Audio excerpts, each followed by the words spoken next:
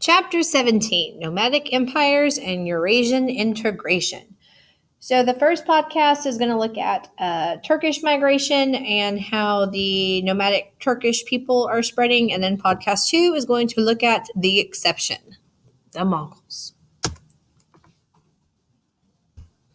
All right, nomadic societies, don't forget nomads are people who are depending on animal herding for food, clothing, and shelter. They had these little portable shelters called yurts that they took with them everywhere.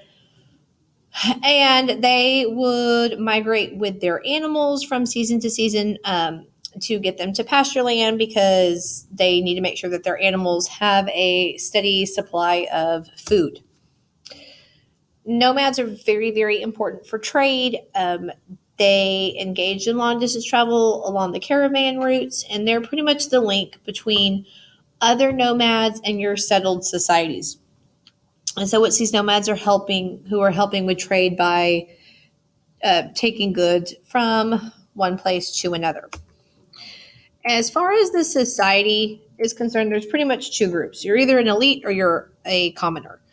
Their government was based off of clans, so you had all these different little clans and tribes, and they kind of organized those into alliances. And people who were charismatic enough and were just overall well liked tended to become your nobles. If you were a bad noble, you could lose that right, but for the most part, it was hereditary. And your elites are going to wield absolute authority over people, particularly in times of war. As far as women were concerned, they had a lot more influence and they had a higher status than their counterparts in the settled societies because the men were away, taking the animals from place to place. So they're serving out like on the home front. They were advisors. Sometimes they were regents. They were also very skilled horsemen and archers because they do have to defend themselves.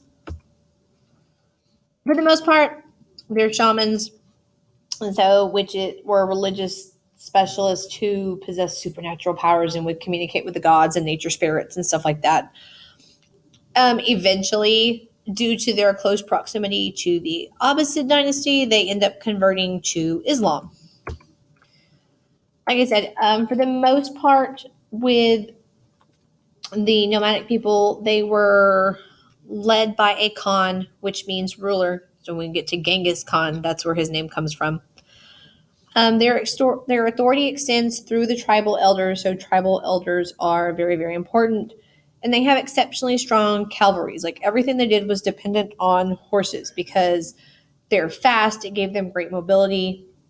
And they were a lot more skilled at this than their settled counterparts, which allows them to go conquer lots and lots of territory. So your nomadic groups and your different Turkish people, they are going to have contact with the Byzantines and the Abbasids and the Delhi Sultanate. So let's talk about the Seljuk Turks and the Abbasids. You'll also see it spelled Seljuk, same group of people. So for a while, you have Turkish people who are living on the border of the Abbasid Empire. They're serving in the Abbasid armies. Like I said, they're making themselves very, very useful. Eventually, by like 1055, they come to dominate the Abbasid Caliphate.